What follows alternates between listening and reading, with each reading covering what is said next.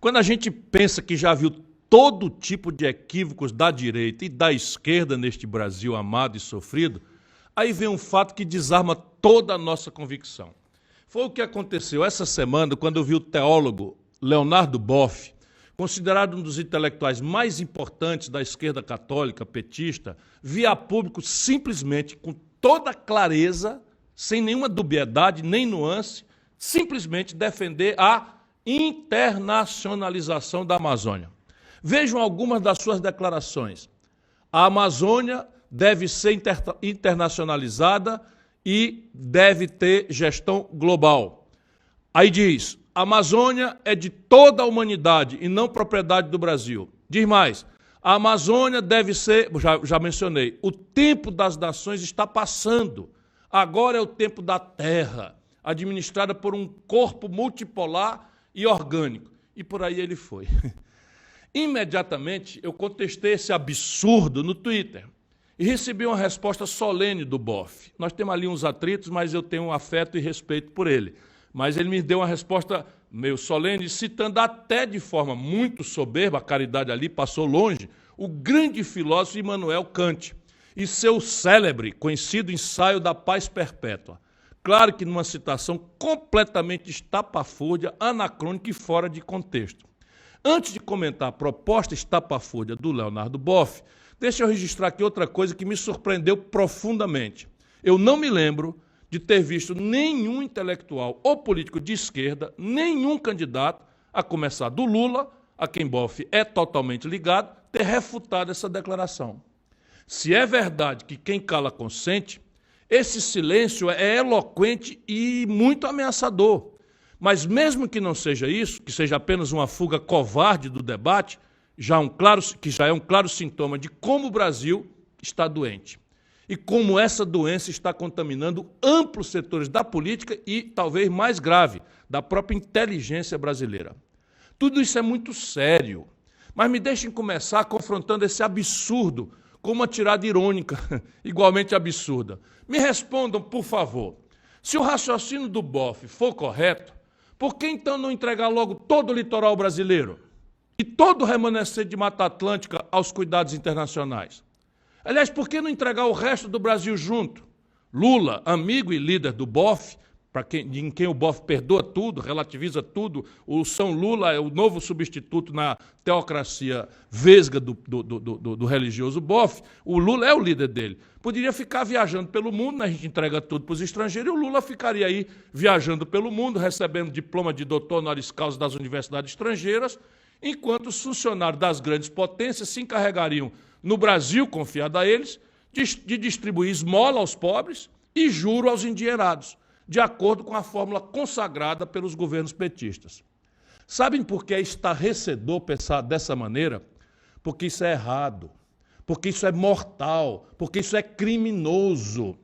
A solução para a Amazônia não está em ceder nossa soberania a potências que destruíram as suas próprias florestas e devastaram o planeta. Essa aqui é a realidade.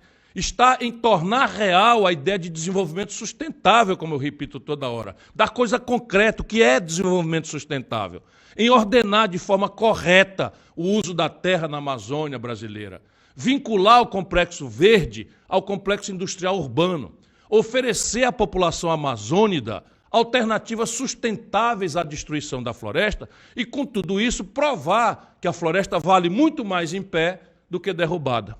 O desenvolvimento sustentável da maior área florestal do mundo, com a maior reserva de água doce e a maior biodiversidade do planeta, só pode se realizar através da economia do conhecimento. Do contrário, vai depender apenas de um extrativismo artesanal, sem escala, sem tecnologia, sem base na ciência e, portanto, sem nenhum futuro. Mesmo se a gente perdesse de uma vez por todas a vergonha na cara e saísse procurando por aí afora países para fazer tudo isso melhor do que nós, acredite, nós não iríamos encontrar. Porque apesar de todos os retrocessos criminosos do atual governo, a que nós estamos assistindo, de todos os crimes que o Bolsonaro estimula, o Brasil continua a ser o país do mundo que, de longe, tem as melhores condições para dar o exemplo do manejo sustentável de uma imensa floresta tropical. nós temos técnicos, como eu já trouxe aqui para evidenciar, e conheço muita gente, sabe, nessa rede acadêmica da Amazônia mesmo, em qualquer universidade, Federal Fluminense, Federal do Rio de Janeiro, a USP, a Unicamp, mas ali o INPA, ali o Emílio Gueldi, com toda a desmoralização, você tem uma inteligência técnica que ninguém no mundo tem, que inclusive bebe da sabedoria tradicional das nossas populações tradicionais, das comunidades indígenas, em qualquer área potencial, mas especialmente eu fico aqui, Nabe, que sonhando em poder ajudar o Amazônida a fazer uma nova tecnologia, uma biogenética, uma engenharia genética, uma tecnologia de alimentos, uma nova farmácia, uma nova química, uma nova cosmética, tudo de base biotecnológica, que é extraordinariamente enriquecedor e está na nossa mão fazer. Nós temos os técnicos, eu quero repetir de novo, nós temos as técnicas ali nas prateleiras das nossas instituições acadêmicas, nós temos gente preparada para isso. Ninguém no mundo tem. O que está faltando no Brasil é a visão clara e uma vontade forte para converter o descalabro em paradigma. Só falta liderança política que realmente se comprometa com isso. Me desculpe por eu estar me estendendo e um pouco aceso aqui, mas deixa eu passar para a matriz do pensamento equivocado do Boff. Eu estou me referindo ao tal governo mundial que ele defende. Um conceito que esconde muitos equívocos, interesses ocultos e total fracasso de pensamento. Essa é a coisa que mais me choca, sabe? A inteligência brasileira se prostrar ao colapso do pensamento. Será que por acaso... Eu quero perguntar de novo, será por acaso que a humanidade toda resiste tanto a essa tal ideia globalista? Será por acaso que a humanidade não aceita submeter os Estados soberanos à tutela de um poderoso império nascente, fantasiado de representante dos interesses da humanidade? Não, Boff, não é por acaso coisíssima nenhuma. Em primeiro lugar, é porque ama a diversidade e sabe que ela é um dos fundamentos da liberdade e da evolução humana. A diversidade das nações, das culturas, é o que explica a evolução da humanidade. É divergindo que nós nos desenvolvemos e nos unimos. Em segundo lugar, porque a humanidade sabe ou suspeita que por trás da fantasia globalista há sempre a ambição imperial, o desejo de grandes potências de impor sua vontade aos mais fracos. Triste ver o Boff arrematar sua oferta de rendição do Brasil, citando o ensaio do filósofo Immanuel Kant. Tem sempre esse pedantismo de botar a palavra na boca de alguém, não é? Para nobilitar um disparate, uma aberração inexplicável. O ensaio do filósofo Immanuel Kant a respeito da paz perpétua, que eu já mencionei, a essência da ideia do Kant está em construir a paz sobre as bases da cooperação livre entre os Estados, não o contrário. O Brasil teria condições assim, absolutamente únicas, singulares, para liderar o processo que Kant vislumbrou. Mas, para isso, teria de ficar de pé, não agachado, rendido, humilhado, como o Boff parece sugerir. Ciro, e ainda falando de Amazônia, vale comentar que esse governo Bolsonaro finalmente decidiu tomar uma providência depois do assassinato brutal do indigenista Bruno Pereira e do jornalista Dom Phillips no Vale do Javari. Conta para a nossa audiência qual foi essa providência. Gisele Bezerra sendo irônica. Sim, eu vou contar então qual foi a providência que o Bolsonaro resolveu tomar. Para quem ainda não sabe, o governo Bolsonaro tomou uma providência. E sabe qual foi? Me ameaçar com uma notícia-crime assinada pelo comando das Forças Armadas e pelo ministro da Defesa. E sabe qual foi o crime que eu teria cometido? Eu denunciei numa entrevista o desmantelo que o Bolsonaro promove na Amazônia. Denunciei que ele incapacitou, desmontou, destruiu todos os órgãos de fiscalização, comando e controle que atuam na região, inclusive as Forças Armadas, a FUNAI, o IBAMA e o ICMBio. Denunciei que, não por acaso, a Amazônia tem várias áreas dominadas por uma holding do crime. Denunciei que esse Estado paralelo age com tal desenvoltura que é impossível, para quem tem a minha experiência, imaginar que alguns membros das Forças de Segurança Nacional possam estar sendo coniventes com essa barbaridade, seja por dolo ou por omissão. Em suma, foi isso que eu denunciei, e se tiver alguma inverdade nessas afirmações, por favor, me punam, me corrijam. Mas o fato é que eu falei só o que todo mundo que não tem rabo de palha, nem medo desses arreganhos, sabe que é o que de fato está acontecendo. O fato é que em nenhum momento eu afirmei que as Forças Armadas, enquanto instituição de Estado, estariam diretamente envolvidas com essa rede do crime a justificar a iniciativa do Ministro da Defesa e dos comandantes que conjunturalmente fazem a vontade bolsonarista, transformando as nossas respeitabilíssimas instituições em ferramenta da fricção política eleitoral. Eu respeito e prezo as Forças Armadas, mas assim como não confundo a ação das Forças Armadas com possíveis erros de algum de seus membros, ou não é verdade que o Brasil passou uma vergonha mundial com quilos de cocaína dentro do avião da comitiva presidencial brasileira na Espanha? Eu vou confundir a Força Aérea, mas é preciso que a gente tenha clareza. Alguém da Força Aérea meteu toneladas, ou quilos, não é tonelada, de cocaína dentro de um avião da comitiva do presidente da República. E o responsável por isso continua aí, o general da Segurança Institucional, o general Heleno. Eu, num governo como o meu, se acontece um negócio desse, cai do primeiro ao quinto. Porque às vezes você não tem a responsabilidade direta, mas às vezes você tem que estabelecer, e isso é uma lição que cada militar profissional sabe, uma tensão na cadeia de comando para que cada membro dessa cadeia de comando saiba muito bem a sua tarefa, seja premiado pelo bom exercício dessas tarefas, dessas missões, e seja eventualmente punido, para que, ao se criar esta emulação de que ninguém pode permitir que dezenas de quilos de cocaína seja embarcado e que ninguém seja responsabilizado lá em cima e achar que só o avião lá de baixo, aqui é uma gíria da periferia. Enfim, os possíveis erros de alguns dos membros são reais. Também não confundo assim como não confundo as instituições com a parte, eu também não confundo a essência da instituição com essa linha politiqueira e eleitoreira do seu comando atual. Tudo estimulado por Bolsonaro, que, aliás, é uma figura banida do Exército, um picareta que o Exército afastou desses acordões de elite que aconteceram no Brasil, porque ele queria até soltar bomba, além de ter quebrado a hierarquia e a disciplina. Mas esse processo de politização, de partidarização de setores das Forças Armadas não começou agora. Nesses meses de pré-campanha, ele já vem se intensificando desde os primórdios do governo Bolsonaro. Graças a Deus, esse sentimento antidemocrático contamina apenas uma pequeníssima minoria da tropa. Mas essa ameaça não pode ser ignorada pelas lideranças verdadeiramente democráticas desse país. Nós não podemos fechar os olhos e calar a voz contra esse processo nefasto que não se coaduna com o espírito da Constituição Cidadã Federal de 1988. Observando bem, a gente percebe que a origem deste fenômeno teve um início sutil, com a ruptura da boa prática começada em 1999, quando a defesa do país, depois da criação do Ministério da Defesa, passou a ser comandada por ministros civis. Foi Temer, o usurpador, que começou a mudar isso. E se eu for eleito presidente algum dia nessa história, nesse país, me comprometo a retomar essa que é a melhor tradição da democracia. Também vou proibir que os militares da ativa ocupem cargos de confiança do mundo político.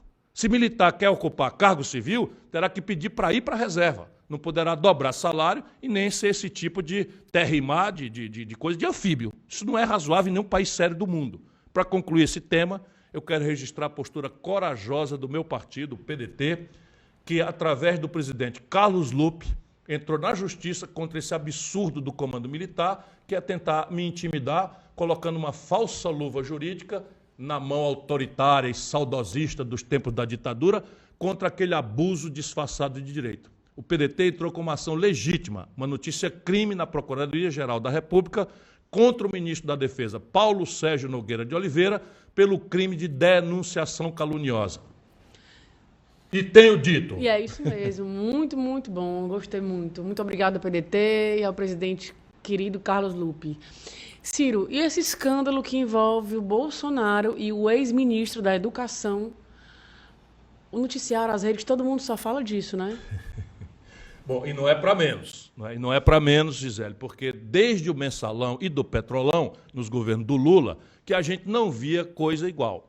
Esse escândalo Bolsomec, né, então vamos dar um nomezinho, porque tem o Mensalão, tem o Petrolão, agora é o Bolsomec. Tem tudo para gerar um furacão, porque a coisa é grande, minha gente. A coisa, pode acreditar, é grande, tão grande, que o Bolsonaro está aí meio que nem barata tonta, cada hora falando uma coisa, Mas antes de entrar em detalhes, eu quero repetir mais uma vez que, apesar do escândalo envolver diretamente alguns pastores, eles representam uma minoria no mundo evangélico, que inclusive está muito envergonhada com tudo isso que está acontecendo. Não se pode condenar, muito menos confundir o todo por causa de uma pequena parte, ainda que seja mal cheirosa e pilantra. Bom, feita a ressalva, vamos relembrar um pouco esse caso. Quando o ex-ministro da Educação e os 2 pastores lobistas que intermediavam as verbas do MEC foram presos quarta-feira passada, o Bolsonaro fingiu que não tinha nada a ver com a coisa toda. Ele até defendeu a operação da Polícia Federal, dizendo que ela, se a Polícia Federal prendeu, é porque tinha algum motivo. No dia seguinte, esse ministro, Milton Ribeiro, que a gente já tinha denunciado aqui muitas vezes, e os lobistas Arilton Moura e Gilmar Santos foram soltos por decisão de um juiz federal. E aí foi a vez do delegado da Polícia Federal, que conduzia as investigações, denunciar que houve interferência política no caso. Um áudio vazado da conversa desse ex-ministro com a sua filha não deixa nenhuma dúvida a respeito. Não só houve interferência, como ela partiu do próprio Bolsonaro. Solta aí, diretor, para a nossa turma ouvir. O presidente me ligou, ele está com pressentimento, novamente, que eles podem querer atingi-lo através de mim, sabe? É que eu tenho mandado versículo para ele, né? Ele quer que você pare de mandar mensagem? Não é isso. Ele acha que vão fazer uma busca e apreensão em casa, sabe? É muito triste. Então, bom, isso pode acontecer, né? Se houver indícios, né? Pressentimento. Alguma dúvida resta de que Bolsonaro avisou o ex-ministro sobre a operação da Polícia Federal? Não é possível ter nenhuma dúvida, né? Aí o Bolsonaro, vamos chamar aqui com o nome devido, que tinha lavado as mãos quando a prisão foi anunciada, deu o primeiro cavalo de pau. Na live, ele chamou a prisão de maldade e falou que tinha exagerado quando disse que botava a cara no fogo pelo ex-ministro. Agora, ele colocava só as mãos cá para nós. O que teria provocado essa mudança de postura? Eu tenho para mim que uma das razões foi esse áudio que flagrou uma conversa do pastor Arilton com a sua advogada. Vamos ouvir. Eu preciso que você ligue para minha esposa, acalme minha esposa, porque se der qualquer problema com minha menininha, eu vou destruir todo mundo. Não, fica tranquilo, pastor. Fica tranquilo, eu falei bastante já com a Vitória. Vou ligar e vou conversar com a sua esposa então também. Vocês entenderam? O pastor que foi preso e tal fez essa declaração aí que foi gravada por ordem com autorização judicial pela Polícia Federal. Bom, o óbvio é que só pode destruir todo mundo quem tem provas robustas de um esquema ilegal. E não existe nenhuma dúvida de que esse pastor Arilton tem prova para dar e vender. Por exemplo, a filha dele, desse pastor, depositou R$60 mil na conta da mulher do ex-ministro, numa transação que supostamente envolveria a venda de um carro. Bom, o caroço desse angu é tão grande que o próprio Bolsonaro está tendo dificuldade para engolir, e a última dela foi esse. Solta aí, diretor. Assim é em nosso governo. E você pode ver, não foi corrupção da forma que está acostumado a ver em governos anteriores. O cara fez uma obra superfaturada, tá? Comprou o material e não recebeu, superfaturou. Nada disso. Foi de história de fazer tráfico de influência. O elemento que tira é comum. Bom, tráfico de influência é crime, Bolsonaro. Não é assim, não. Então, agora, o seu governo tem superfaturamento em muitas coisas. Mas uma que eu quero lembrar aqui é que você, Bolsonaro, deu uma ordem ilegal para o comandante do Exército Brasileiro, o ex-comandante, comprar cloroquina. E eu peguei o contrato e descobri um gigantesco superfaturamento da compra de cloroquina que está toda sendo estragada aí, porque, evidentemente, era uma picaretagem sua.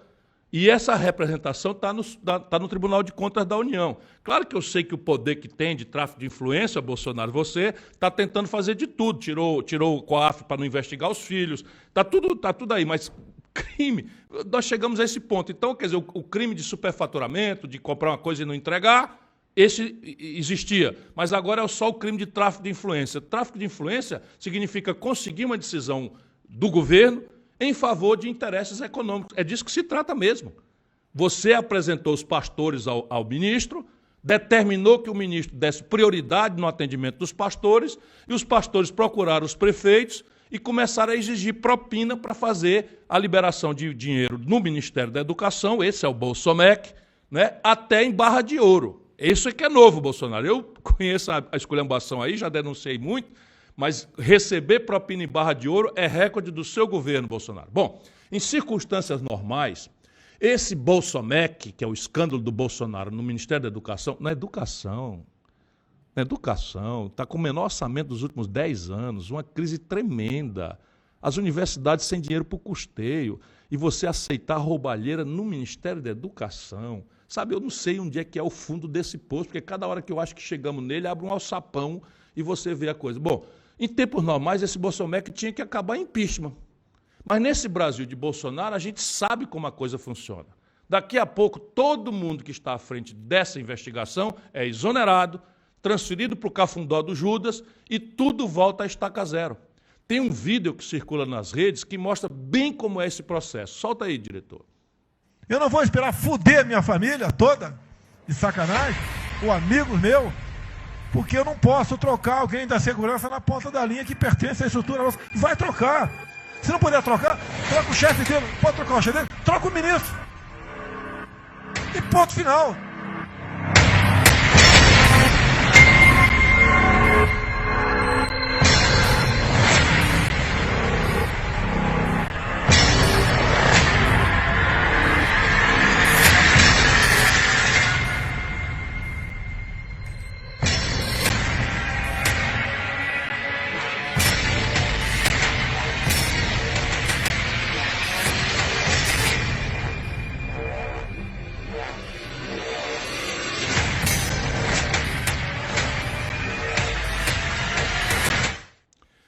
Essa é a mais triste e dura realidade, meu irmão, minha irmã. Investigou, está fora. Denunciou, é perseguido. É isso aí, Gisele. Bom, nossa live de número 40 está entrando na reta final e a gente agradece muito, mas muito mesmo, a todo mundo que vem nos acompanhando durante todo esse tempo. 40 semanas, já é muita coisa. E também a quem está chegando agora, que viu hoje a primeira live aqui com o David, que foi bem, acho que foi o recordista, foi a maior entrevista que a gente já fez. Foi bem. Mas vale a pena, é uma figuraça. Foi bem legal. A força de vocês é muito importante para a gente romper essa barragem da polarização. E olha, que tem muita chance disso acontecer. Quem está dizendo isso nem sou eu, mas o Antônio Lavareda, um dos mais conceituados cientistas políticos do Brasil, numa entrevista que ele deu ontem. Olha só. E tem muita gente que não quer votar em Bolsonaro, mas também não quer votar em Lula. Tem um contingente que parece razoável. E algumas pessoas admitem que esses votos, ao invés de ir para Simone, vão para Ciro Gomes. E ele se tornar mais competitivo e até chegar ao segundo turno. Você acha que isso seria possível? Olha, do ponto de vista técnico, Mário, o candidato que até o momento, o candidato que, fora da condição de liderança ou vice-liderança, o candidato que apresenta maiores condições, chances de crescimento, obviamente é Ciro Gomes, como você aponta. E por que isso? Por que nós podemos dizer que tecnicamente está bastante claro? Porque as pesquisas frequentemente indagam a, chamemos, segunda intenção de voto das pessoas, a segunda preferência. E em todos os levantamentos é o nome de Ciro Gomes que vem à frente com mais de 20% das menções, das respostas dos entrevistados. Bom, pesquisa é retrato do momento, aquela velha lenga-lenga, e a vida não é retrato, a vida é filme, é tudo que eu tenho vontade de dizer. Deixa eu dizer para todo mundo que está me acompanhando aqui, essa candidatura, essa pré-candidatura, essa proposta de uma alternativa, não é porque é fácil, não é porque é simples, é porque ela é necessária. O Brasil não suporta mais, 4 anos de um mesmo modelo econômico e de um mesmo modelo de governança política. O modelo econômico produziu a maior tragédia social da nossa história. A fome está no lar de 33 milhões de pessoas. E a fome, ou a precariedade na alimentação, está no lar de 130 milhões de pessoas.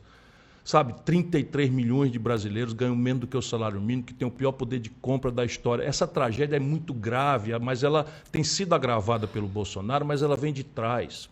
E o Brasil não aguenta mais, sabe, trocar a cor da bandeira, o vermelho pelo verde e amarelo, a política, a retórica da conversa fiada, o azul, amarelo, o verde, amarelo, o vermelho e tal, a estrela, para todo mundo repetir a mesma coisa, os bandidos, os ladrões, os corruptos, mandando e desmandando na vida brasileira, transformar a presidência da República no testa de ferro disso.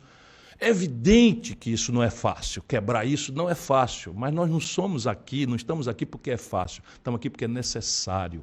E acredite, a maioria esmagadora do povo brasileiro percebe que nós precisamos mudar. É só a gente ter paciência, humildade, acreditar que é perfeitamente possível. Não sem muita luta, muita militância, muito exemplo, que é o que nós da Turma Boa somos capazes de dar ao povo brasileiro. Sabe, uma boa ideia, que entenda o problema do Brasil, que estabeleça uma boa solução, que estabeleça concretudes, de onde vem o dinheiro, qual é o prazo, quem vai executar, divisão de tarefas, que fira os interesses agora para eleger uma ideia e não uma personalidade, e militância, e ninguém tem nem a melhor ideia, porque os dois se demitiram, estão defendendo o mesmo modelo econômico, ninguém tem, não é, o bom exemplo, porque, por exemplo, como é que o Lula e o Bolsonaro vão se enfrentar no gravíssimo tema da corrupção?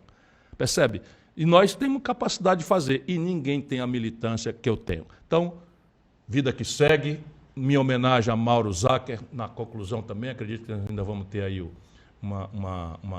o nosso cartunista tímido, vai ter hoje? Sim, vai ter o cartunista. Então, mais uma vez, uma homenagem ao Mauro Zacher, mais uma vez, uma homenagem a toda a comunidade LGBTIA+, sabe, contem comigo, a gente tem que ter discrição, respeitar, né, os valores da sociedade, mas o que a gente precisa fazer humildemente é ensinar de que a tolerância, o respeito à diferença são a única forma de nós convivermos harmonicamente numa democracia. Ou, se não quiserem ouvir a minha palavra de cientista político, vamos ouvir o verso de Lulu Santos. Consideramos justa toda forma de amor. E eu considero justa toda forma de amor. Adorei. Eu sei, O Lulu essa é a sua fantástico. verdade.